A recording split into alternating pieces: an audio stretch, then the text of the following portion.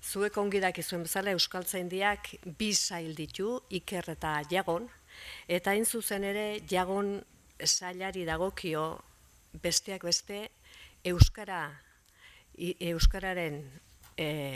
sustatzea eta hizkuntz eskubideak zaintzea. Egiteko horretan, beste gauza batzuen artean, Euskaltzaindiak Jagon saileko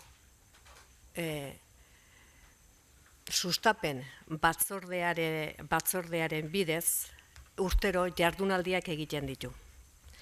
Joan den urtean, mendeurrena zela eta hobeki esan aurten, oraintxe bukatu baitugu mendeurrena, aurtengo urtarrilean egin ziren jardunaldiak izan ziren hizkuntza gutxiagotuak Jagon, euskaraz bizi.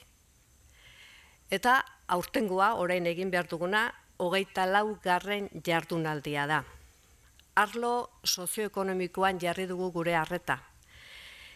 Horren inguruan egin nahi dugu gogoeta. Euskararen normalizazioan arlo honek duen garrantziaz jabeturi bai gaude aspaldian. Gure bizitzaren parte handi bat lanean ematen dugu. Eta beraz, euskaraz bizi nahi badugu arlo hau ezinbestekoa da euskalduntzea. Arlo honetan ere gogoeta egitea eta arlo honetan euskara sartzea. Euskararen normalizazioan egia da pauso handiak egin ditugula, horrela komunikabideetan edo literaturan, administrazioan, eta bereziki irakaskuntzan egin ditugu orain arte ahaleginik handienak.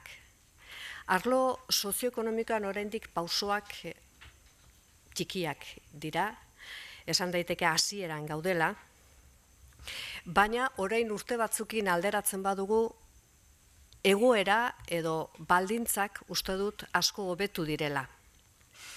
Ezagutza, lehen esan dudan bezala, irakaskuntzari esker asko handitu da. Eta hortaz, gerota euskaldun alfabetatu gehiago dago. Profesionalak prestatuago daude. Esan beharrik ez adibidez honen adierazgarri, gaur berean Donostian Euskaltzaindiaren egoitzan, Tolaren, ekonomialari euskaldunen lehenengo biltzarra eginen dutela, hau da, euskaraz eginen dute biltzar hori ekonomilariek. Jardunaldi hauek bi helburu nagusi ditu. Lehenik, arlo sozioekonomikoak euskararen bizi berritze prozesuan duen funtzioaz eginen dugu gogoeta, eta bigarrenik, euskarak arlo sozioekonomikoan izanen dituen edo dituen erronkaren inguruan ariko gara. Ja guztioi probetxugarria zaigun hau, eta orain hitza emanen diet